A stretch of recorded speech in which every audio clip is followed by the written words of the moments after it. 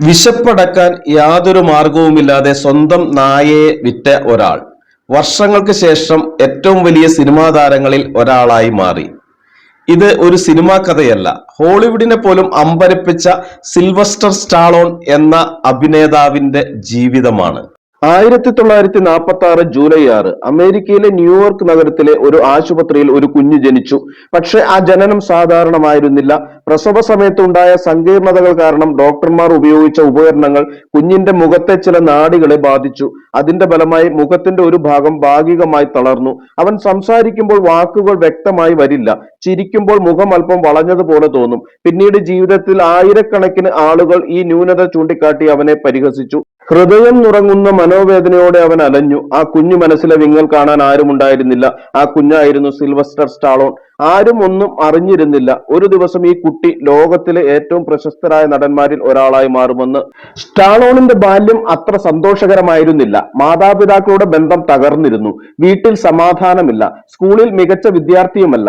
അച്ചടക്ക പ്രശ്നങ്ങൾ കാരണം പലതവണ സ്കൂളിൽ നിന്ന് പുറത്താക്കപ്പെട്ടു.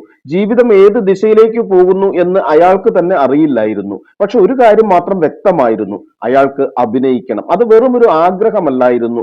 സിനിമയിൽ എത്തണം. ലോകം തനിക്ക് വില കൊടുക്കുന്നില്ലെങ്കിൽ പോലും ഒരു ദിവസം ലോകത്തെ കൊണ്ട് തന്നെ അംഗീകരിപ്പിക്കണം. യൗവനത്തിലെത്തിയപ്പോൾ സ്റ്റാലോൺ അഭിനയ രംഗത്തേക്ക് പ്രവേശിക്കാൻ ശ്രമിച്ചു. എന്നാൽ എല്ലാ വാതിലുകളും അടഞ്ഞു കിടക്കുകയായിരുന്നു. ഒരു ഓഡീഷനിൽ ചെന്നാൽ നിന്റെ മുഖം ശരിയല്ല, മറ്റൊരിടത്ത് സംസാരം വ്യക്തമായില്ല, ചിലർ തുറന്നു പറയും നിന്നെ നായകനാക്കാൻ പറ്റില്ല. ഒരുപാട് ആളുകൾക്ക് അവൻ ഒരു തമാശ കഥാപാത്രമായിരുന്നു. അവസരങ്ങൾ ഒന്നും ലഭിച്ചില്ല. ദിവസങ്ങൾ കടന്നുപോയി. സ്വപ്നം മാത്രം ബാക്കിയായി. അവസാനം ജീവിതം അതിന്റെ ഏറ്റവും ക്രൂരമായ മുഖം കാണിച്ചു. പണമില്ല, ജോലിയില്ല, വാടക കൊടുക്കാൻ കഴിയില്ല, ഭക്ഷണം വാങ്ങാൻ പോലും പണമില്ല. വിശപ്പും നിരാശയും മാത്രമാണ് കൂട്ടുകാർ. ചില ദിവസങ്ങളിൽ ബസ് സ്റ്റേഷനുകളിലും പൊതു ഇടങ്ങളിലുമാണ് രാത്രി കഴിച്ചു കൂട്ടിയത്. ഒരു ദിവസം അയാൾ വീട്ടിലേക്ക് മടങ്ങി. അവിടെ തന്റെ ഏറ്റവും വിശ്വസ്തനായ ഒരു സുഹൃത്തിനെ അയാൾ കണ്ടു. തന്റെ വളർത്തുനായ.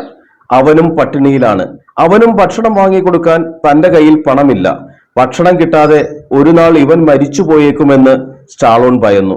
അങ്ങനെ അയാൾ ഒരു തീരുമാനമെടുത്തു: നായയെ വിൽക്കുക. അവനെങ്കിലും ഭക്ഷണം കഴിച്ച് ജീവിച്ച് രക്ഷപ്പെടട്ടെ. ആ ദിവസത്തെക്കുറിച്ച് ഒരുപാട് കരഞ്ഞിട്ടുണ്ടെന്ന് സ്റ്റാലോൺ പിന്നീട് പറഞ്ഞിട്ടുണ്ട്. കാരണം അതൊരു മൃഗത്തെ വിറ്റതല്ല, സ്വന്തം ഹൃദയത്തിന്റെ ഒരു ഭാഗം വിട്ടുകൊടുത്തതുപോലെയായിരുന്നു. ജീവിതം അവസാനിച്ചുവെന്ന് പലർക്കും തോന്നാവുന്ന സാഹചര്യം. പക്ഷെ സ്റ്റാലോൺ അപ്പോഴും കീഴടങ്ങിയില്ല.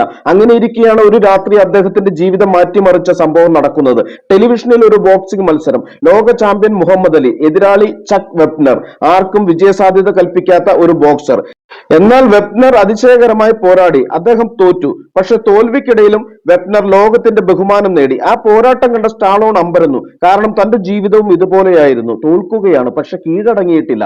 അദ്ദേഹത്തിന്റെ മനസ്സിൽ എന്തൊക്കെയോ ഉരുണ്ടുകൂടാൻ തുടങ്ങി. വല്ലാത്തൊരു തരം അസ്വസ്ഥത. വീട്ടിലെത്തിയ ഉടനെ അദ്ദേഹം എഴുതാൻ തുടങ്ങി. പകലും രാത്രിയും ഭക്ഷണം പോലും മറന്ന് 3 ദിവസത്തിനുള്ളിൽ ഒരു തിരക്കഥ പൂർത്തിയാക്കി. അതിന്റെ പേര് റോക്കി. ഒരു സാധാരണ ബോക്സറുടെ കഥ. ലോകം വില കൽപ്പിക്കാത്ത ഒരു മനുഷ്യന്റെ കഥ. തോറ്റുകൊണ്ടിരുന്ന ഒരാൾ അവസാന നിമിഷം വരെ പോരാടുന്ന കഥ. യഥാർത്ഥത്തിൽ അത് റോക്കിയുടെ കഥയല്ലായിരുന്നു. അത് സ്റ്റാലോണിന്റെ സ്വന്തം കഥയായിരുന്നു. തിരക്കഥയുമായി അയാൾ നിർമ്മാതാക്കളെ സമീപിച്ചു. ചിലരെല്ലാം അത് തിരസ്കരിച്ചു. എന്നാൽ ഒരു നിർമ്മാതാവിന്റെ അടുത്തെത്തി. അയാൾക്ക് തിരക്കഥ വളരെയധികം ഇഷ്ടമായി. പക്ഷെ അദ്ദേഹം ഒരു നിബന്ധന മുന്നോട്ട് വെച്ചു: സ്റ്റാലോൺ ഇതിൽ അഭിനയിക്കരുത്. തനിക്ക് വില കൂടിയ ഒരു താരത്തെ വേണം. അത് ഒരിക്കലും സ്റ്റാലോണിന് സ്വീകാര്യമായിരുന്നില്ല. തന്റെ ആത്മാവായിരുന്നു ആ കഥ. അതിൽ അഭിനയിക്കേണ്ടത് താൻ തന്നെയാണ്. അയാൾ ഒരിക്കലും ഒരു രീതിയിലും പിന്നോട്ട് പോകാൻ തയ്യാറല്ലായിരുന്നു. സാമ്പത്തികമായി വലിയ വാഗ്ദാനങ്ങൾ വീണ്ടും ലഭിച്ചു. പ്രതിഫലം കൂട്ടി. പക്ഷേ സ്റ്റാലോണിന്റെ മനസ്സിളകിയില്ല. കയ്യിൽ പണമില്ല, വാടക കൊടുക്കാൻ നിവൃത്തിയില്ല, പട്ടിണിയാണ്. എന്നാൽ അതൊന്നും സ്റ്റാലോണിനെ തന്റെ തീരുമാനത്തിൽ നിന്ന് പിന്നോട്ട് തിരിപ്പിച്ചില്ല. നിർമ്മാതാവ് വീണ്ടും പ്രലോഭനം തുടർന്നു. അയാൾ പ്രതിഫലം കൂട്ടി. പുതിയൊരു താരം, വില കൂടിയ താരം അഭിനയിക്കേണ്ടതിന്റെ പ്രസക്തി അയാൾ സ്റ്റാലോണിന് പറഞ്ഞ് മനസ്സിലാക്കാൻ ശ്രമിച്ചു. എന്നാൽ സ്റ്റാലോണിന്റെ തീരുമാനം ദൃഢമായിരുന്നു. കാരണം അയാൾക്ക് പണം മാത്രം മതിയായിരുന്നില്ല, അംഗീകാരവും വേണമായിരുന്നു. അയാൾ തന്റെ കടലാസിൽ പകർത്തിയത് ജീവിതത്തിലെ പ്രതീകാത്മകമായ സത്യങ്ങളായിരുന്നു. അവസാനം നിർമ്മാതാവിന് വഴങ്ങേണ്ടി വന്നു. അയാൾ സ്റ്റാലോൺ പറഞ്ഞതനുസരിച്ച് സിനിമ നിർമ്മിക്കാൻ തന്നെ തീരുമാനിച്ചു.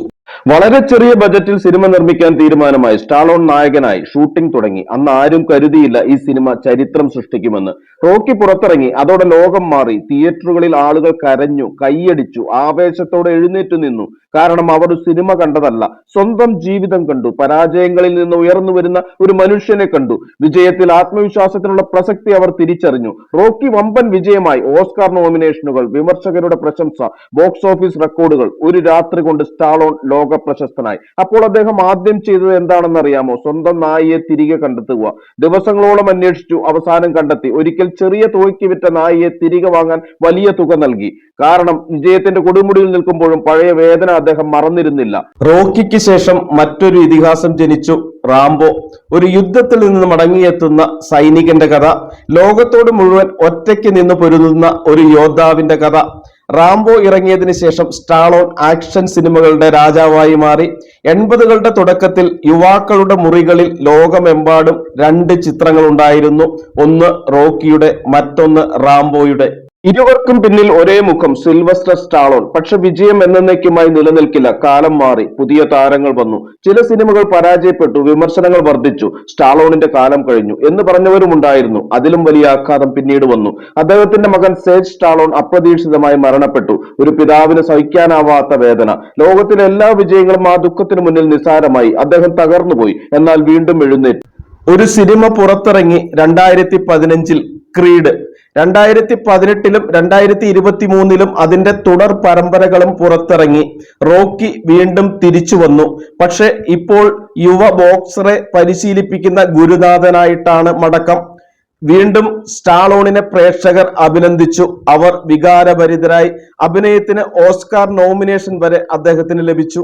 40 വർഷങ്ങൾക്ക് ശേഷവും റോക്കി ജീവിച്ചിരിപ്പുണ്ടെന്ന് അദ്ദേഹം തെളിയിച്ചു. ഇന്ന് സിൽവസ്റ്റർ സ്റ്റാലോണിനെ കാണുമ്പോൾ നാം ഒരു സിനിമാ താരത്തെ മാത്രമാണ് കാണുന്നത്. പക്ഷെ അതിനപ്പുറം ഒരു കഥയുണ്ട്. വിശപ്പിന്റെ കഥ, നിരാകരണത്തിന്റെ കഥ, അവമതിപ്പിന്റെ കഥ, സ്വന്തം നായയെ വിൽക്കേണ്ടി വന്ന മനുഷ്യന്റെ ഗതികേടിന്റെ കഥ. റോക്കിയും റാംബോയും എല്ലാം ആശയപരമായി ഒരാൾ തന്നെയാണ്. വിജയത്തിനായി ഏതറ്റം വരെയും പൊരുതാൻ ഉറച്ച മനുഷ്യന്റെ പ്രതിരൂപങ്ങൾ. മനക്കരുത്തിനു മുന്നിൽ പ്രതിബന്ധങ്ങൾ പൊളിഞ്ഞു വീണ നിമിഷങ്ങളുടെ കഥകൾ.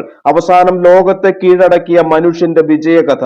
അതുകൊണ്ടാണ് സ്റ്റാലോണിന്റെ ജീവിതം നമ്മെ ഒരു വലിയ പാഠം പഠിപ്പിക്കുന്നത്. നിങ്ങളെ എല്ലാവരും തള്ളിക്കളഞ്ഞേക്കാം, നിങ്ങളുടെ സ്വപ്നങ്ങളെ പരിഹസിച്ചേക്കാം, നിങ്ങൾ പലതവണ തോറ്റേക്കാം. പക്ഷേ നിങ്ങൾ കീഴടങ്ങാതിരുന്നാൽ ഒരു ദിവസം നിങ്ങളുടെ ജീവിതത്തിൽ റോക്കി എത്തും. നിങ്ങളുടെ ജീവിതം മാറ്റിമറിക്കുന്ന ആ നിമിഷം എത്തും. കാരണം വിജയിക്കുന്നത് ഏറ്റവും കഴിവുള്ളവരല്ല, അവസാന റൗണ്ട് വരെ പോരാടുന്നവരാണ്. സിൽവസ്റ്റർ സ്റ്റാലോൺ അതിന്റെ ജീവിച്ചിരിക്കുന്ന തെളിവാണ്. റോക്കി സിനിമയിൽ ഒരു ഡയലോഗ് ഉണ്ട്. നീ എത്ര ശക്തിയായി അടിക്കുന്നു എന്നതല്ല കാര്യം, എത്ര ശക്തമായ അടികൾ ഏറ്റുവാങ്ങിയും മുന്നോട്ട് പോകാൻ കഴിയുന്നു എന്നതാണ് പ്രധാനം. ആ ഡയലോഗ് ഒരു സിനിമാ വരി മാത്രമല്ല, അത് സ്റ്റാലോണിന്റെ സ്വന്തം ജീവിതത്തിന്റെ സംഗ്രഹമാണ്. ഒരു കാലത്ത് ഭക്ഷണം വാങ്ങാൻ പണമില്ലാതിരുന്ന ആ മനുഷ്യൻ ഇന്ന് കോടിക്കണക്കിന് ആളുകൾക്ക് പ്രചോദനമാണ്. റോക്കി എന്ന കഥാപാത്രത്തിലൂടെ കോടിക്കണക്കിന് ആളുകൾക്ക് പ്രതീക്ഷ നൽകിയ സ്റ്റാലോൺ ഇന്ന് 79-ാം വയസ്സിലും ജീവിതത്തിന്റെ റിങ്ങിൽ പോരാടിക്കൊണ്ടിരിക്കുകയാണ്. എന്നാൽ ഈ പ്രായത്തിൽ അദ്ദേഹത്തിന്റെ ശരീരം പഴയതുപോലെയല്ല. പതിറ്റാണ്ടുകളായി ആക്ഷൻ രംഗങ്ങളിൽ സ്വന്തമായി ചാടിയും ഇടിച്ചും വീണും അഭിനയിച്ച അദ്ദേഹം നിരവധി പരിക്കുകൾ നേരിട്ടു. അടുത്തിടെ ഒരു ചടങ്ങിൽ വാക്കിംഗ് സ്റ്റിക്ക് ഉപയോഗിച്ച് എത്തിയ അദ്ദേഹത്തിന്റെ ചിത്രങ്ങൾ ആരാധകരെ ആശങ്കപ്പെടുത്തി. റോക്കി ഇപ്പോൾ ക്ഷീണിച്ചോ എന്ന ചോദ്യമാണ് സോഷ്യൽ മീഡിയയിൽ ഉയർന്നത്. പക്ഷെ പതിവ് പോലെ സ്റ്റാലോൺ വീണ്ടും എഴുന്നേറ്റു. കാരണം അദ്ദേഹത്തിന്റെ ജീവിതം മുഴുവൻ ഒരു സന്ദേശം മാത്രമാണ് പറയുന്നത്. വീഴുന്നത് പ്രശ്നമല്ല, വീണ്ടും എഴുന്നേൽക്കാതിരിക്കുന്നതാണ് യഥാർത്ഥ തോൽവി. അതാണ് സിൽവസ്റ്റർ സ്റ്റാലോൺ. അതാണ് റോക്കിയുടെ യഥാർത്ഥ കഥ.